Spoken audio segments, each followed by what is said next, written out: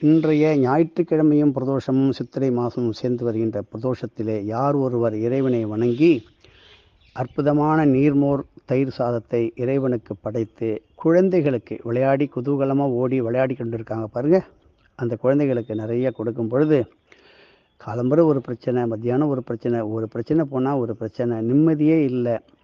என்ன உடலில் உஷ்ண சம்பந்தமான வியாதி, அதாவது மூலம் பவித்திரம் கட்டி சிரங்கு ருணம் ஒன்று போனால் ஒன்று வியாதி, இந்த மாதிரி வருகின்றதுக்கு நல்ல நிவர்த்தி கிடைக்கின்ற ஒரே ஒரு பிரதோஷத்தை நீங்கள் கொண்டாடி பார்க்கும்போது நீங்கள் சாப்பிடும் மருந்தும் அது தெய்வீக மருந்தாக மாறி உடல் ஆரோக்கியம் நிரந்தரமாக இருக்கும். இது சத்தியம். பிரதோஷ மகிமை என்கின்ற நமது அகஸ்திய விஜய ஆசிரமத்தினுடைய நமது வாத்தியார் போட்ட சிறு புத்தகத்தை வாங்கி படித்து கொள்ளவும்.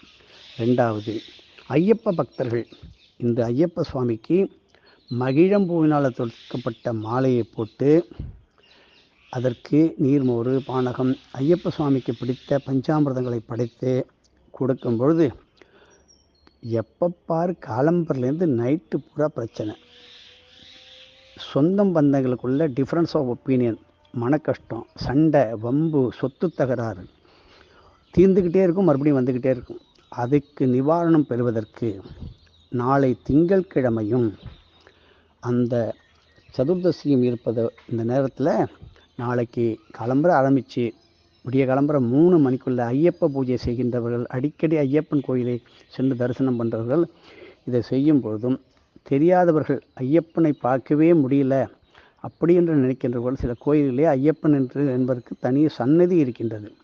மகிழம்பூ மாலை சாத்தி இதில் எழுதப்பட்டது போல் நீங்கள் செய்தால் தினமும் ஒரு பிரச்சனை, தினமும் ஒரு குறை, மன கஷ்டம், பண கஷ்டம், உடல் கஷ்டம், சகல கோடி வேதனைகளுக்கு உடனடியாக நிவாரணம். அற்புதமான நாளைய சதுர்தசி திதியை கொண்டாடுங்கள்.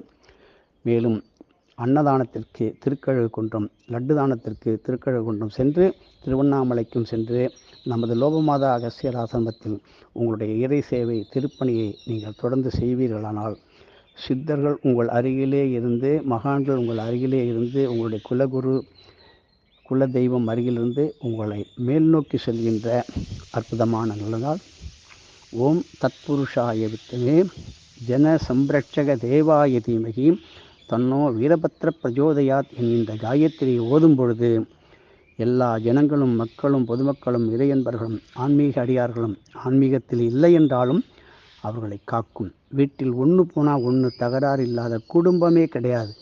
இன்னைக்கு ஒன்று நாளைக்கு ஒன்று படுத்த படுக்கையோடு இருக்காங்க, என்ன மருந்து கொடுத்து என்ன நிம்மதி இல்லை என்று சொல்லுகின்றவர்களுக்கு இந்த வீரபத்திரருடைய காயத்ரி நல்ல மனோதிடம், மனோதைரியம், எதிரிகளை தும்சம் பண்ணிவிடுவார்.